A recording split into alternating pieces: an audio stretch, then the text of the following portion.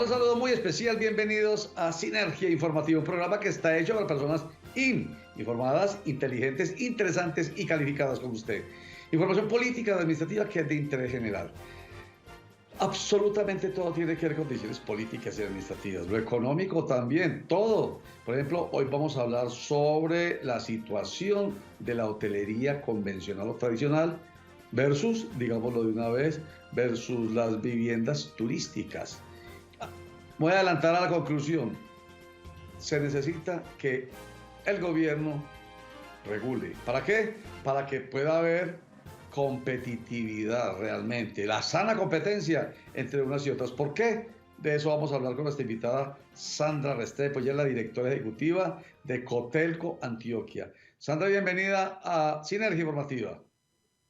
Hola, qué gusto verlos nuevamente. Sí, señora. Bueno, acaban de tener ustedes una convención, me refiero a Cotelco a nivel nacional, y parece que los resultados o las conclusiones no son muy halagüeñas, Sandra, ¿cierto? Así es, estuvimos en Bucaramanga en la tercera versión de la Convención del Alojamiento y al mismo tiempo en la Asamblea General Ordinaria de Cotelco Nacional. Voy a mostrar de entrada una primera diapositiva porque ella nos va a permitir ir teniendo claridad sobre lo que resultó de esta convención llevada a cabo en Bucaramanga. Entonces, estas son cifras de ustedes. Dice, cada hotel colombiano tuvo un promedio de 2,6 habitaciones menos ocupadas por día en 2023. Los hoteles se llenaron en un promedio del 58,90% en todos los meses de 2023. Como quien dice, me suena a mí, casi que estuvieron llenos a la mitad nomás. Hubo una caída del 2,40, de 0,48 puntos porcentuales. En 2022 se llenaron en un promedio de 61,38%, un poquitico más. Y en el primer trimestre de 2024 se registró una contracción de 3,3 puntos porcentuales frente al primer trimestre de 2023. Estos son los resultados que ustedes mismos entregan, Sandra Restrepo. ¿Qué pasó? Que se presentan estos resultados, digamos que a la baja, en torno a la hotelería convencional de Colombia. Así es, particularmente acá en Antioquia también hemos visto una disminución significativa, incluso en Medellín hemos evidenciado hasta más de 5 puntos porcentuales en disminución con respecto a los mismos meses del periodo anterior. Entonces, sí nos hemos visto muy afectados. Son diversas razones.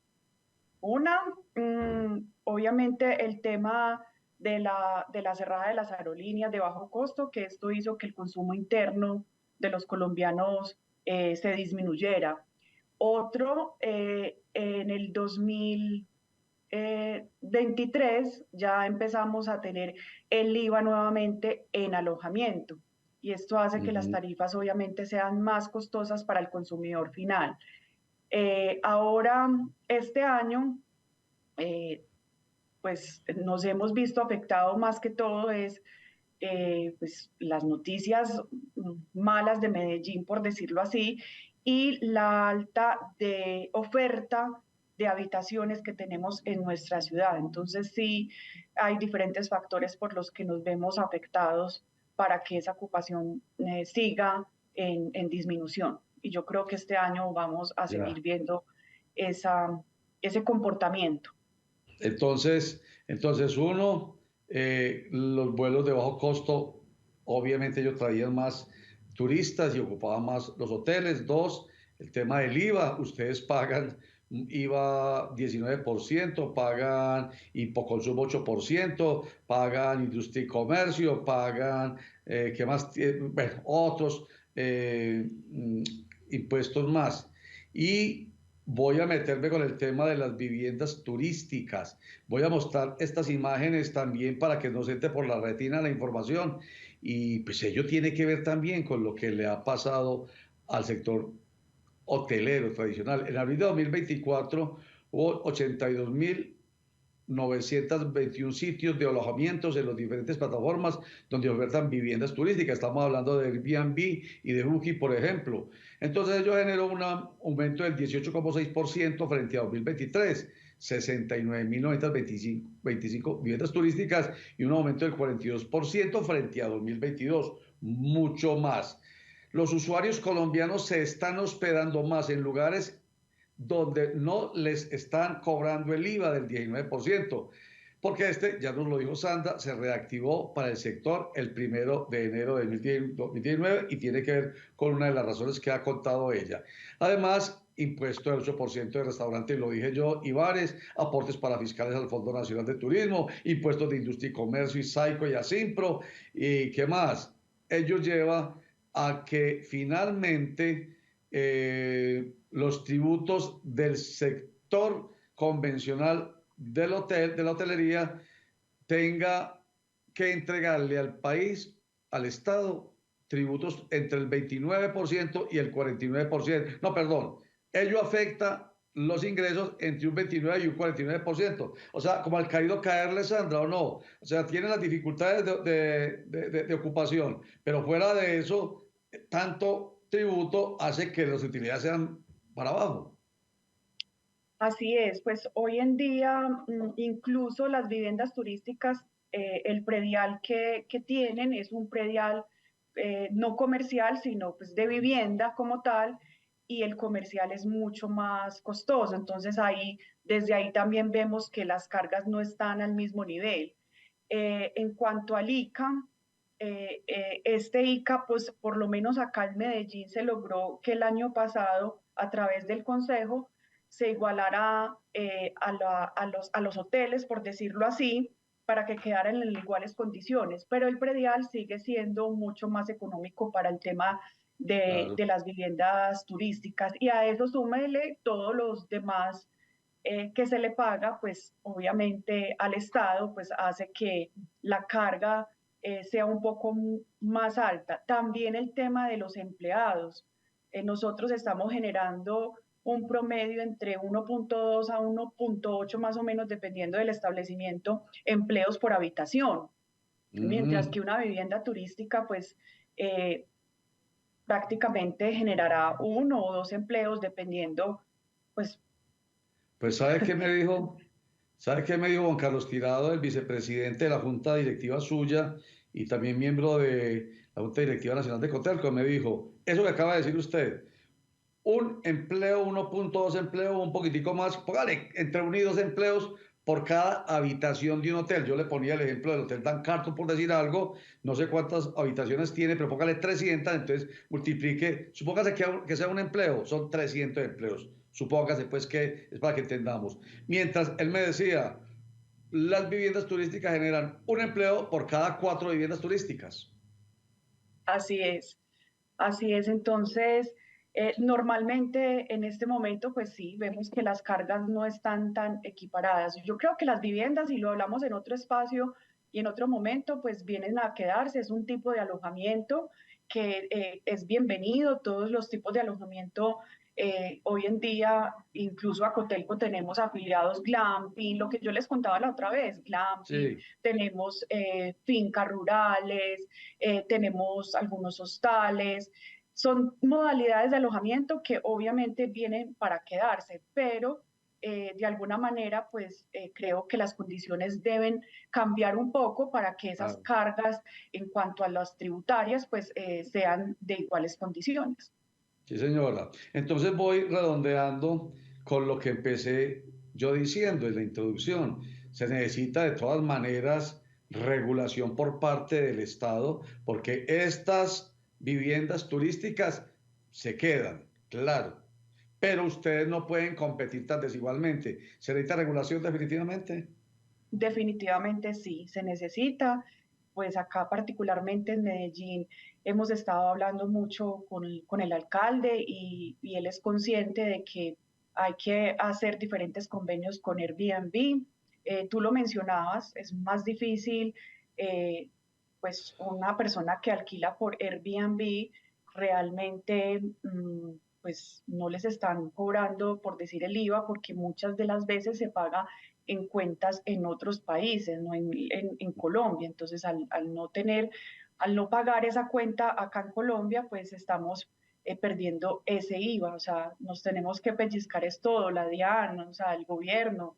en general, estamos dejando de percibir mucho como ciudad, como destino, como Colombia, y, y la idea es sentarnos y mirar de qué manera todos estamos en iguales condiciones.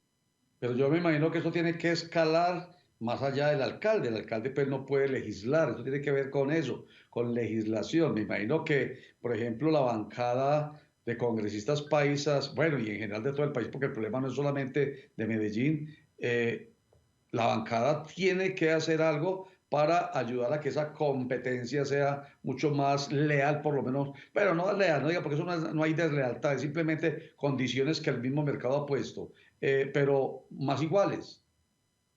Así es, pues en este momento hay una discusión en el Congreso. Hace poco han querido meter el tema de la propiedad horizontal para que cualquier vivienda pueda ser turística, y si esto llegase a aprobarse en el Congreso, pues obviamente ahí sí que Mm, estaríamos perdiendo es todos, incluso los colombianos, porque creería que ya no se volvería a construir viviendas para uno realmente no, vivir, para vanos, sino dedicadas al turismo. Entonces ahí sí que tendríamos un tema de gentrificación a nivel Colombia muy fuerte.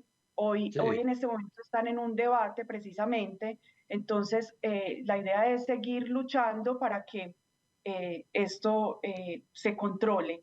En cuanto a lo sí, que decías, obviamente sí, son legislaciones que se tienen que mejorar a través de gobierno nacional, pero hay cosas que podríamos hacer de manera local, y es tratar de que se le dé esa potestad a los alcaldes para tener un tema de vigilancia y control eh, en cuanto a dónde se construye. Sí tiene que ver el plan de ordenamiento territorial, ajá, entonces eso el gobierno ah, local sí, lo puede controlar un poco más, ahí de sí, mirar en qué partes de Medellín se pueden o no volver a construir viviendas turísticas, esos permisos. Entonces, hay ah, cosas por hacer, pero obviamente sí, lo que dices es que a nivel nacional se tiene que hacer muchos perfecto. cambios. Sí, por supuesto, sí hay entonces, digamos, una competencia que puede ser a través del POT, de los planes de ordenamiento territorial, puede ser. En fin, situación complicada y que no solamente afecta a los empresarios de la hotelería en el país, sino también a la gente del común, porque si se produce lo que está diciéndonos Sandra Restrepo, de que se pueden construir ya tranquilamente viviendas turísticas en cualquier parte, y se imaginan ustedes si hoy están disparados los arriendos, ¿a dónde van a ir a volar los arriendos cuando la gente esté desesperada por percibir más dinerito a través de viviendas turísticas? Problema grave. Así es. Sandra Restrepo, directora ejecutiva de Cotel Antioquia, gracias por acompañarnos nuevamente aquí en Sinergia Informativa. Gracias a ustedes. Un feliz día.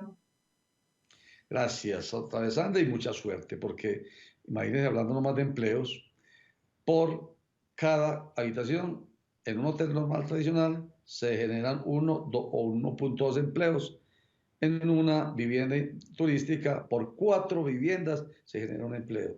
Solamente por dejar esa cifra en la cabeza. Ya regresamos. Contraloría Distrital de Medellín. Control fiscal moderno, técnico y oportuno.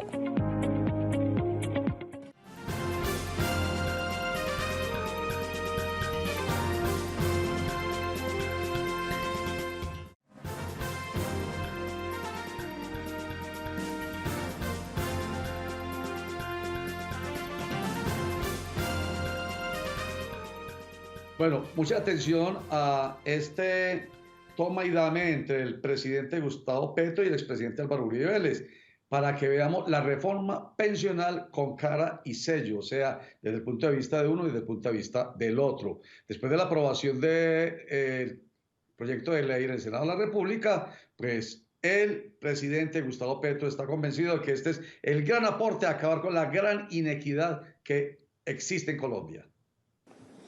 El sistema pensional actual es profundamente injusto y desigual. En Colombia, solo 1 de 4 personas llegan a la edad con el derecho a una pensión justa. 1 de cada 8 mujeres se pensiona. La cobertura pensional en Colombia alcanza solo el 24% de la población. Colombia es el segundo país con el mayor nivel de desigualdad en la vejez de América Latina. Solo lo supera Haití. Esta es una realidad que queremos transformar. El presidente Petro se refiere entonces al pilar solidario que, según él, va a permitir empezar a cerrar esa brecha de inequidad, entregando 232.000 pesos mensuales a más de 2,5 millones de personas mayores de 65 años. Primer pilar. El primer pilar beneficiará a 2,5 millones de abuelos y abuelas que no cotizaron nunca o le robaron las cotizaciones y hoy tienen más de 65 años. Ellos se despiertan sin saber dónde van a dormir, sin saber si van a tener un bocado de pan o una cuchara de sopa, que caminan y duermen por las calles de las grandes capitales, en los pueblos y en las veredas, sin vida y sin alegría. Es la oportunidad de darles una renta pensional de 232.000 pesos mensuales. Este primer pilar es, por ejemplo, para quienes trabajaron en su hogar como amas de casa, por ejemplo, y nunca cotizaron. Sin embargo, el expresidente Álvaro Uribe Vélez dice que no se necesita ninguna reforma pensional para garantizarles esos 2,5, o perdón, esa platica, esos 232.000 pesos a 2,5 millones de personas mayores de 65 años. Para lograr total cobertura, que requeriría proteger a otros 2,5 millones de ancianos, es necesario que el presupuesto nacional cumpla con sus obligaciones sociales, mas no destruir el actual sistema de pensiones. Este subsidio lo puede dar el gobierno ya, no necesita la reforma. Pero el derroche presupuestal, característica de muchos gobiernos, y el enorme estado burocrático que ha crecido más en este gobierno, sumados a las debilidades de la economía, son los enemigos que impiden la protección de los ancianos. No es el sistema de pensiones. Por estas razones, tampoco se necesita el pilar solidario. Sobre el pilar 2 o pilar semicontributivo, el presidente Petro dice que es para personas que no alcanzaron a cotizar lo suficiente y que podrán entonces ahora contar con un subsidio del 20% para los hombres y de un 30% para las mujeres. El segundo pilar es para beneficiar a quienes cotizaron gran parte de su vida, pero no les alcanza para recibir una pensión. A quienes trabajaron día y noche de manera independiente, con bajos ingresos y no lograron cotizar el mínimo de semanas. A quienes entregaron su trabajo a empresas que decidieron no contratarlos formalmente. A quienes a lo largo de su vida ganaron menos de un salario mínimo, la mayoría de los colombianos. Para ellos y ellas tendremos una renta pensional compuesta por los ahorros que haya tenido en Colpensiones y un subsidio que le entregará el Estado de hasta el 30% en el momento de cumplir su edad de retiro. Este segundo pilar es para el taxista, la comerciante, el vendedor ambulante, el campesino o campesina, el artista callejero. Hoy ellos no tienen una pensión en Colombia. Pero el expresidente Álvaro Uribe Vélez dice que este pilar semicontributivo no tiene ninguna novedad, que ya existe una muy similar propuesta desde 2005, cuando fue presidente de la República. Para atender a los colombianos que por diversas razones no alcancen a jubilarse, se propone el pilar semicontributivo. En esencia, tendrían una renta soportada en sus ahorros, en los rendimientos de esos ahorros y en un subsidio gubernamental del 20% para hombres y del 30% para mujeres. Esto no es novedoso. Desde 2005 existe el sistema de beneficios económicos periódicos que cumple con esa finalidad social. Por las mismas razones del estado derrochón burocrático y de la debilidad de la economía, no ha tenido cobertura suficiente. Debe advertirse que el ahorro ciudadano tendría más rentabilidad en los fondos privados que en el sistema público. Así lo demuestra la experiencia. Mientras en el sistema público al ahorro ciudadano apenas se le ha sumado la inflación, en el privado el ajuste ha sido en promedio de inflación más 7, un gran rendimiento. Bueno, vamos a un corte para mensajes y enseguida venimos y terminamos con esta vista de la reforma pensional con cara y sello. Expresidente y presidente de la República. Ya regresamos.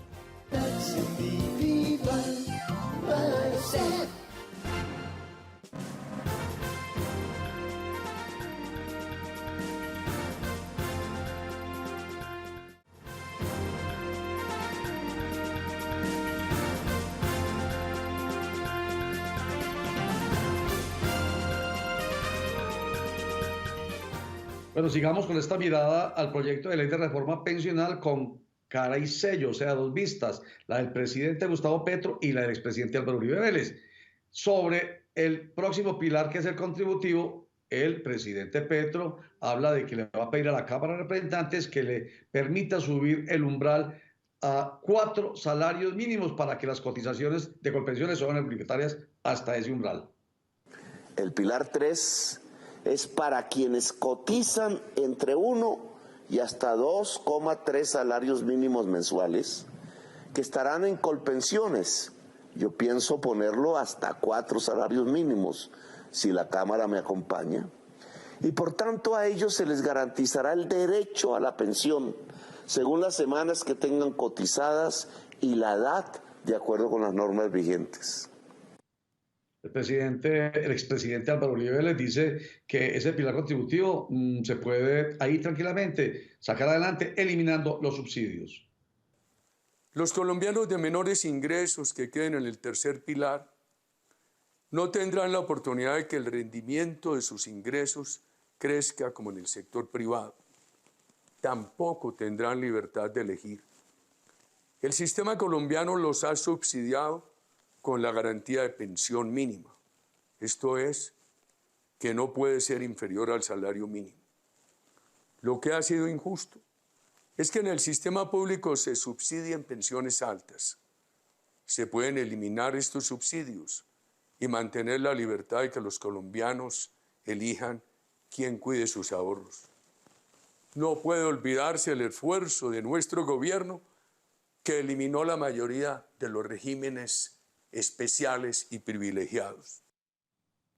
El presidente Petro insiste en que definitivamente esa reforma pensional con base en pilares es lo mejor que puede ocurrir para la equidad del sistema pensional en el país. El cuarto pilar es para quienes pueden cotizar por encima de 2,3 salarios mínimos. Propondré 4 salarios mínimos a la Cámara y de ahí en adelante hacia arriba. Ellos y ellas cotizarán hasta 2,3 salarios mínimos o 4 a Colpensiones. Pero se les garantiza la posibilidad de cotizar los excedentes en el fondo privado de pensiones de su elección y según su nivel de ingreso.